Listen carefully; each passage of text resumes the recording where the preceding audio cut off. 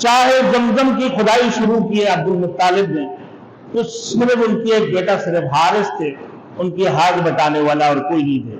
تو اس وقت میں منت مانگی کہ اللہ نے اگر میرے 10 بیٹا دے گا تو میں اس میں سے ایک بیٹا کو قربان کروں گا، اللہ کی راستہ میں ذبح کروں گا۔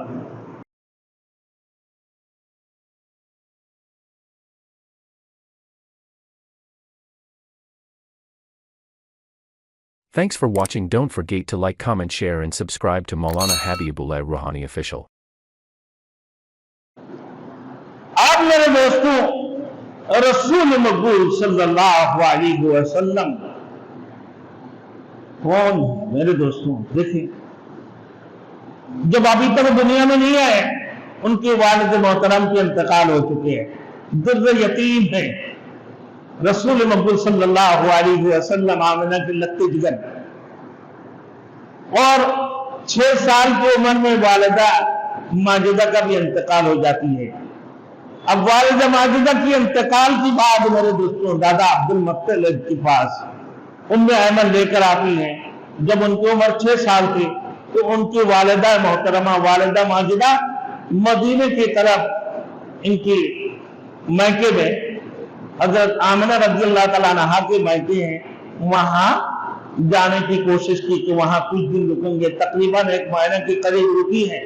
واپسی پر مقام ابوا میں ان کے انتقال ہو جاتی، وہیں ان کی دفن ہوتی ہیں۔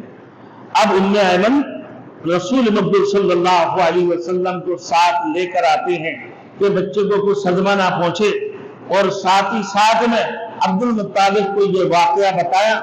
بتانے کے بعد عبد المطالب بھی انتہائی پریشان تھے۔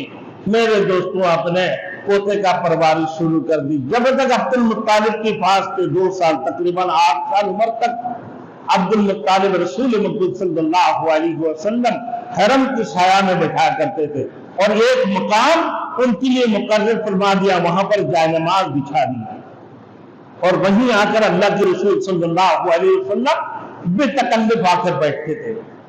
ان کے چچے تھے، ایک تو باپ ایسے تھے بھائی جو حضرت عبد المطالب نے جن کو نظر مانی، نظر ماننے کے بعد پھر نظر سے فارغ ہوئے، نظر مانے کہ بھائی جب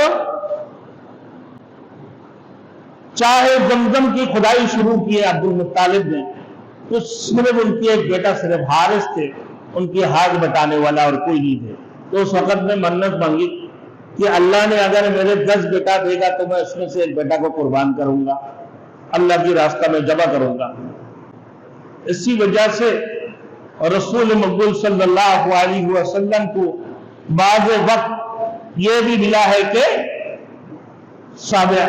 ذبحین کے بیٹا، یعنی ایک ذبیحہ عبداللہ اور ایک ذبیحہ حضرت اسماعیل علیہ السلام۔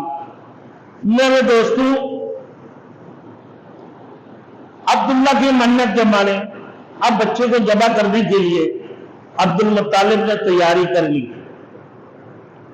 اب ان کی بیٹی روتے ہوئے عبداللہ کی بہنیں رونے لگے کہ میرے والد محترم اب ایک کام تو کریں۔ بولے کیا؟ بولے ان کی جگہ پر 10 اور پھر عبداللہ کا نام قرآن اندازی کر لیں کہ کیا نام آتے ہیں آپ دیکھ لیں، شاید اللہ رب العزت محمد رسول اللہ صلی اللہ علیہ وسلم کے والد محترم جو عبداللہ کے نام کی بجائے اوٹو کو اللہ قربانی قبول کر لے۔ تو اس وقت میں بھی کسی کو، میرے دوستوں، کسی کا اگر قربانی کرتے فدیہ وغیرہ دینے کے لیے، تو میرے دوستوں 10 اونٹوں کا قربانی کیا کرتے تھے، 10 اونٹوں کا قربانی۔ آپ میرے دوستوں کہ 10 اونٹیں ڈالتی پرچی قرآن اندازی میں، اب ان کا نام نہیں آتے، بھائی عبداللہ کا نام آتے ہیں۔ اس کی بات پھر 10 20 ہو گئی، پھر 10 کا قرآن اندازی، پھر 10 کا قرآن اندازی، ایسے کرتے کرتے میرے دوستوں 100 اونٹ تک جب پہنچے ہیں، صفا اور مروہ کے بیچ میں اس کو ذبح کیا ہے، صفا اور مروہ کے بیچ میں۔ تو اب میرے دوستوں 100 اونٹ پہ اللہ رب العزت نے قبول فرما لی کہ عبداللہ کی بجائے یہ اونٹوں کا قربانی کرو۔ اب اس کی بعد یہ فارغ ہوئے کہ حضرت آمنہ سے شادی کی ہے عبداللہ کی۔ اللہ کے رسول کی پیدائش سے پہلے رسول مقبول صلی اللہ علیہ وسلم کے والد محترم دنیا سے وصال ہو جاتے ہیں۔ پھر 4 سال عمر میں میرے دوستوں، 6 سال کی عمر میں والدہ بھی، یہ در یتیم۔ میرے دوستوں پچھلی جمعہ کو تو بتا دیا تھا کہ دودھ پلانے کے متعلق۔ اب بات یہ ہے کہ رسول مقبول صلی اللہ علیہ وسلم کے نام اللہ کے رسول نے فرمایا کہ میں محمد بھی ہوں، میں احمد بھی ہوں، میں الماہی یعنی الحاشر العاقب الفاتح الخاتم ابو القاسم و طٰہٰ و یاسین، میرے 10 نام ہے اور بھی، طٰہٰ و یاسین سب سے آخری یاسین کے نام۔